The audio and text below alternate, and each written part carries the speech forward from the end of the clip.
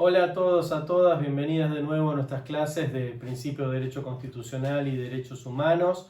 Les recuerdo que los materiales que vamos a trabajar, que son muchos, están en cátedradistefano.cbc.com.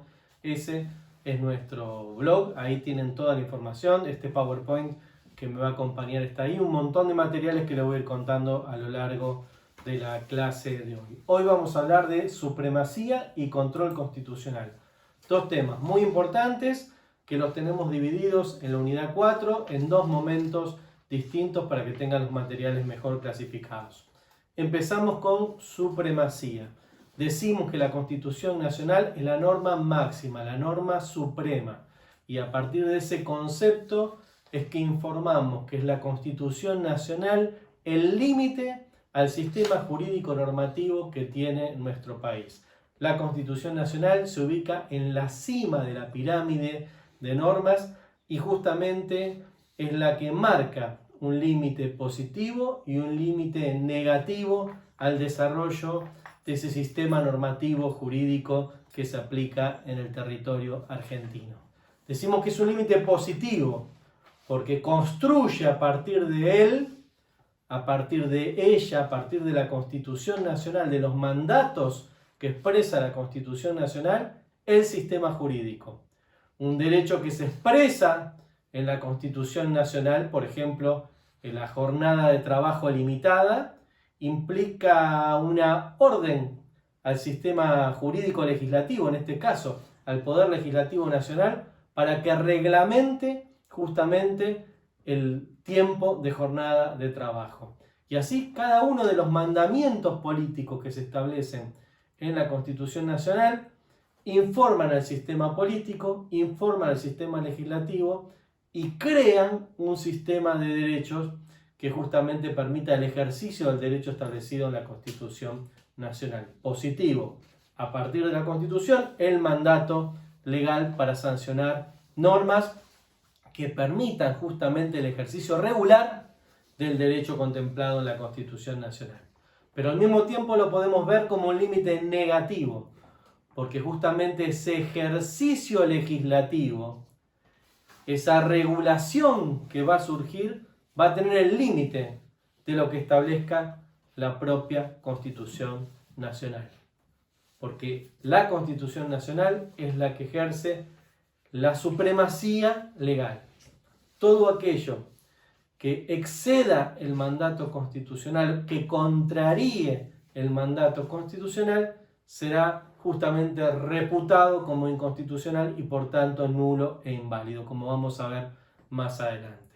Se dice justamente que la Constitución Nacional, por este carácter supremo, se ubica en la cúspide de la pirámide de derechos. Esta idea de los derechos de Kelsen, de la pirámide de derechos, encuentra su punto máximo en la Constitución Nacional, que de alguna manera, desde la atalaya de esa pirámide, ahí arriba de la pirámide, mira a todo el sistema jurídico y lo ordena, lo informa y les pone límites. Espero que con esta imagen les haya servido para graficar un poco la idea.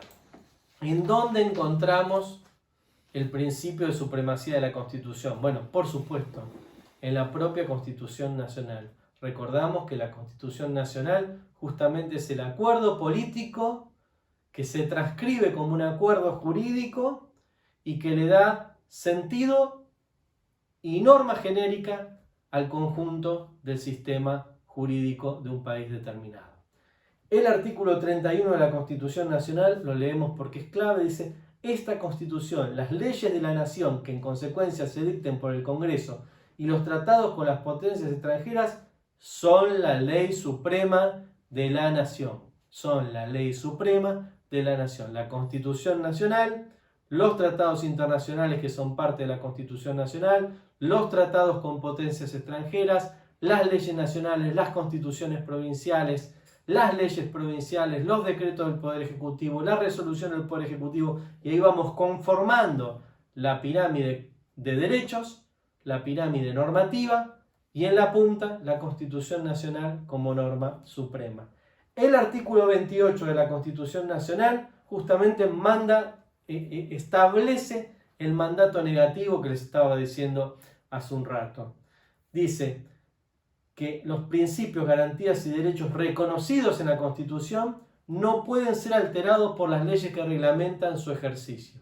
O sea, la reglamentación, la instrumentación, la puesta en marcha de esos derechos, obligaciones y garantías que están en la Constitución Nacional a través de leyes, decretos y disposiciones, no pueden alterar estas leyes, decretos y disposiciones el espíritu, el derecho consagrado, el mandato establecido en la Constitución Nacional. Los derechos constitucionales se ejercen conforme a las normas que reglamentan su ejercicio, pero la reglamentación de su ejercicio no puede contrariar lo establecido en la norma constitucional. Hay dos artículos importantes también para tener en cuenta acá. El artículo 5, que se refiere a las constituciones provinciales. Esas constituciones provinciales deben sujetarse a lo que establece la Constitución Nacional. Por supuesto que podrá haber, esto ya es más fino para ver en otro momento, como las provincias son previas a la nación, podrá haber quedado cuestiones, que de hecho quedaron cuestiones que no son materia de la Constitución Nacional, por tanto no han sido delegadas por las provincias a la nación. Pero esto es muy fino, lo van a ver en otras materias más adelante. El principio que quiero que les quede ahora es que las constituciones provinciales no pueden ir en contra de la Constitución Nacional. Y el último, que es muy importante y que lo vamos a volver a ver cuando veamos sistema judicial, poder judicial en las unidades siguientes, tiene que ver con el artículo 116 de la Constitución Nacional, que justamente dice que corresponde a la Corte Suprema de Justicia de la Nación y a los tribunales inferiores el conocimiento y decisión de todas las causas que versen sobre los puntos regidos por la Constitución Nacional. O sea, anticipándome a lo que vamos a ver en un rato, es el Poder Judicial, es el sistema de justicia, es la Corte Suprema de Justicia o sus órganos inferiores, quienes son los que tienen la potestad, la jurisdicción, la competencia de establecer si una norma es compatible o no con el precepto constitucional, si una norma se ajusta o no a lo que establece la Constitución Nacional. En nuestro sistema político establecido en la Constitución Nacional, quien tiene el poder de determinar la constitucionalidad o no de una norma inferior será el Poder Judicial de la Nación. La supremacía constitucional y la gradación de las normas, especialmente de la gradación de los tratados con potencias extranjeras, fue una materia en la cual la Corte Suprema de Justicia tuvo idas y vueltas a lo largo de la historia. Eso quedó zanjado con la reforma del 94, que establece un principio claro. Pero nosotros queremos que ustedes estudien un caso, un leading case, un caso testigo de la jurisprudencia argentina, que es el caso Ekmerkian con Sofovich, donde queda establecida la vigencia plena en las condiciones de su ejercicio de los pactos con países extranjeros, de los tratados internacionales. Ustedes tienen en Cátedra Di Stefano CBC y en Campus Académica, tienen por un lado el texto del fallo Ekmerkian-Sofovich, que queremos que lo vean. Y por otro lado, les dejamos un video interactivo con una explicación del fallo. Primero leen el fallo, después ven el video explicativo de un colega que hace un detalle de los hechos, el derecho, el contexto histórico. Nosotros en clase presencial, también todas las comisiones de la cátedra trabajan el caso Ekmerkian, porque fue el caso que marcó en la jurisprudencia de la Corte Suprema de Justicia un mojón significativo en materia de supremacía constitucional. Les decíamos que en la reforma del año 94 se modificó para bien, se estableció con mayor criterio la supremacía constitucional y también se incorporaron en el artículo 75, inciso 22, 11 tratados internacionales de derechos humanos que son parte de la Constitución Nacional, el bloque federal. Vamos a volver sobre esto más adelante en la materia. El bloque federal, la Constitución Nacional, más estos tratados que tienen rango constitucional y que según la propia doctrina de la Corte Suprema de Justicia, la jurisprudencia de la Corte Suprema de Justicia, son parte íntegra de la Constitución Nacional, y para analizar el desarrollo, comportamiento, ejercicio de los derechos ahí establecidos, hay que tener en cuenta las condiciones de su vigencia, o sea, cómo ese convenio internacional es pensado, es ejecutado, y las consecuencias que tiene previstas y que tiene en los hechos concretos desde el organismo en el cual se suscribió, en el caso de que sea un organismo multilateral, como por ejemplo Naciones Unidas, OEA o algún otro órgano de esas características, multilateral de esas características. Y efectivamente también gran parte de la jurisprudencia, y la Corte lo ha dicho en el caso Arancibia, entiende también que hay que analizar la jurisprudencia internacional para poder aplicar estos tratados internacionales de derechos humanos. Profundizaremos más adelante sobre esta materia. La idea que quiero que les quede en este momento es la supremacía de la Constitución Nacional, que es la Constitución más los tratados internacionales de derechos humanos del bloque federal, por sobre todo el sistema jurídico. Si existe una norma que no respeta esa supremacía, será reputada como inconstitucional y por tanto no válida. Y acá nos metemos en la segunda parte de esta clase virtual, y nosotros solemos dividir en las clases presenciales justamente en dos clases. Primero, para hablarles de supremacía y hacer hincapié en el caso Melgian, y la segunda parte, que es el dorso de la misma moneda, es el control constitucional, o sea, la efectiva verificación del concepto de supremacía, o sea, la efectiva contrastación, así se dice, de una norma inferior con relación a la Constitución Nacional para verificar si es compatible o si no es compatible. Entonces, el control constitucional es la herramienta que tiene el sistema jurídico para verificar que una norma inferior sea compatible con la Constitución Nacional. Si eso no es así, o sea, una norma es verificada, si esa norma verificada pasa por el filtro de control constitucional, y vale decir que esa ley, ese decreto, esa resolución, informan que están construidas, diseñadas y aplicadas conforme lo establece la Constitución Nacional, serán reputadas válidas. Ahora, si existe una violación por exceso, porque elijo un camino distinto al consagrado constitucionalmente por la Constitución, o la contraría, en ese caso el análisis de constitucionalidad nos va a dar que esa norma va a ser reputada como inválida, por tanto inconstitucional. Y por supuesto la gradación legal, o sea, un tratado con potencia extranjera que no es parte de la Constitución Nacional, pero que tiene carácter supralegal, no puede ser contrario a la Constitución Nacional y a los tratados internacionales de derechos humanos. Una ley nacional no puede ser contraria a los tratados con potencias extranjeras y a la Constitución Nacional. Y así sucesivamente se hace el control de constitucional. Un decreto del Poder Ejecutivo, que es reglamentario, no puede ir en contra de lo que establece una ley del Congreso. Es el control constitucional, es el control de las funciones también de cada uno de los órganos del Estado. Bien, la doctrina de la control constitucional encuentra un origen en un fallo, en un análisis jurídico del año 1803 que se dio en Estados Unidos. Es el caso Marbury-Madison. Lo van a estudiar muchas veces a lo largo de la carrera, pero primero lo van a estudiar con nosotros. En los materiales que tienen en Campus Educativa y Campus Académica, y en Cátedra Di Stefano CBC, van a encontrar, 1, el texto del caso Marbury-Madison. Tienen que leerlo. 2, un material multimedia que es una recreación artística, una teatralización del caso Marbury-Madison.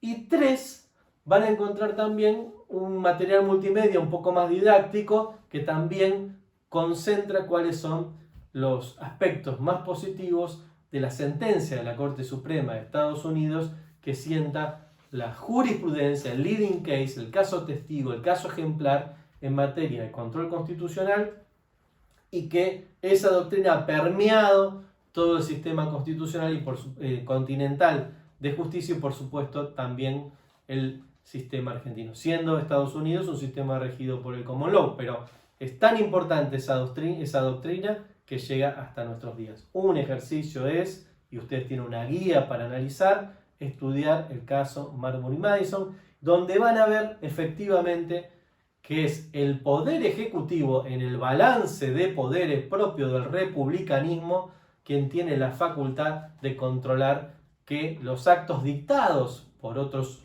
poderes del Estado, por ejemplo, por un poder del Estado es el poder legislativo, las leyes, un poder del otro poder del Estado es el poder ejecutivo, los decretos estén, y también las sentencias judiciales, se ajusten al cumplimiento de la Constitución Nacional. ¿Cuáles son las materias controlables? ¿Cuáles son las materias que pueden ser verificadas por nuestro sistema judicial? Las constituciones provinciales, las leyes, los tratados internacionales que no poseen jerarquía constitucional, los decretos, reglamentaciones, actos administrativos, las sentencias judiciales no pueden ir en contra de lo que dice la Constitución Nacional. Puede haber fallos contrarios a lo establecido en la Constitución Nacional y, por supuesto, la actividad del poder constituyente, como veíamos en la clase pasada. Me remito a la clase pasada, o sea, el poder constituyente en un proceso de reforma de la Constitución tiene que seguir los pasos establecidos en la Constitución, si no eso sería inconstitucional también. Bien, y el control de constitucionalidad en nuestro sistema jurídico está en cabeza de los jueces. Presentamos las clasificaciones. Hay distintos sistemas de control constitucional, de control de constitucionalidad en los distintos países del mundo. La cabeza de revisión de constitucionalidad varía, depende del sistema político, establecido claramente en las constituciones nacionales de esos países. En algunos casos el control es político, en otros casos es un control jurisdiccional. O sea, en algunos casos es el poder ejecutivo, en otros casos es el poder judicial. Véanlo en Marbury Madison, van a encontrar un poco de reflexiones de ese tema. En cuanto al que se da en el poder judicial, me adelanto, en el caso nuestro es el poder judicial quien hace la revisión. En algunos casos es concentrado, o sea, existe algún tribunal constitucional, un tribunal donde hay que hacer una acción, ir a ese tribunal para pedir que se expida, se concentra ese tribunal la declaración de inconstitucionalidad, o en otros casos el sistema es difuso, como en el caso de Argentina, en el cual todos los jueces tienen la competencia de analizar el caso, compatibilizarlo con la Constitución Nacional y dictar, en su caso, si le es reclamada la inconstitucionalidad de una norma inferior a una sentencia, Constitución provincial, como dijimos hace un rato. Y en algunos casos es mixto. Las vías procesales para ejercerlo también son distintas. En algunos casos es directa, o sea, yo me tengo que presentar para demandar la inconstitucionalidad de una norma. Y luego después voy por mi derecho subjetivo que se estaría lesionando por esa norma inconstitucional. O sea, como una vía separada. Yo planteo la inconstitucionalidad y después por un tribunal normal voy, el tribunal competente, no normal, para la materia, un tribunal de la materia, voy por el ejercicio de mi derecho subjetivo. Y en otros casos es indirecta, como es el caso nuestro, en el cual la inconstitucionalidad de la norma se debe presentar en el mismo escrito, en la misma la misma presentación en la cual yo reclamo mi derecho subjetivo.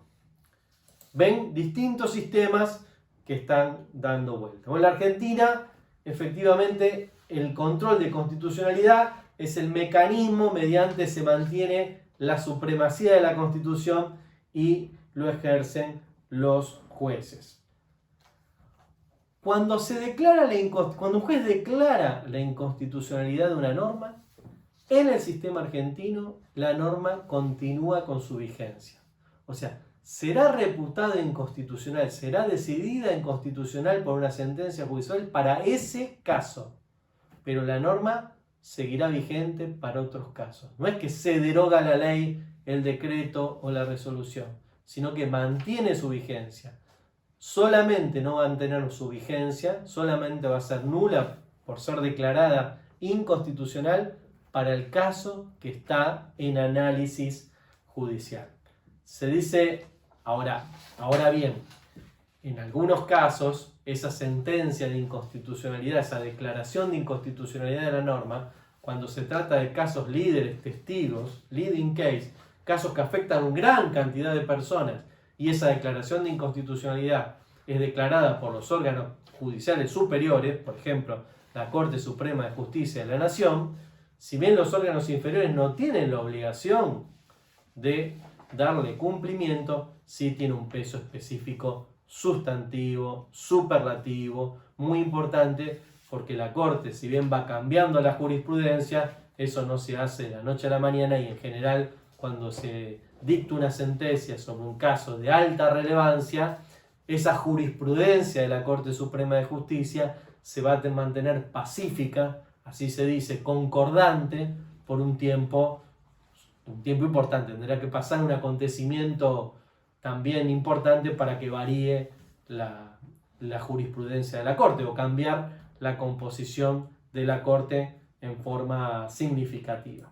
Entonces, cerrando esta parte, vamos a decir que nuestro sistema es jurisdiccional, o sea, el control de constitucionalidad lo hacen los jueces, es difuso, o sea, todos los jueces tienen la potestad de declarar la inconstitucionalidad en el caso de que ésta sea manifiesta y sea solicitada por argumento de parte, es indirecto, o sea, no es presentado independientemente del objeto de la demanda, sino que se presenta, se solicita la declaración de inconstitucionalidad al mismo tiempo que se reclama el derecho subjetivo principal, que es motivo de la demanda, y la ejerce el titular del derecho. En principio, el titular del derecho, aunque la Corte ha abierto la posibilidad de que el defensor del pueblo u organizaciones civiles que representan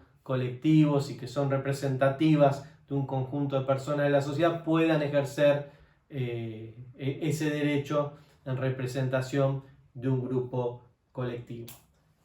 Hasta acá llegamos. Tienen en Campus Académica y en Cátedra Di Stefano CBC materiales de lectura de las dos, supremacía y control constitucional. Tienen presentaciones de PowerPoint, esta presentación de PowerPoint. Tienen los fallos en Melgian y Marbury Madison, y tienen videos explicativos de esos dos fallos. O sea, tienen un material completo para profundizar esta unidad. Nos vemos en la próxima clase.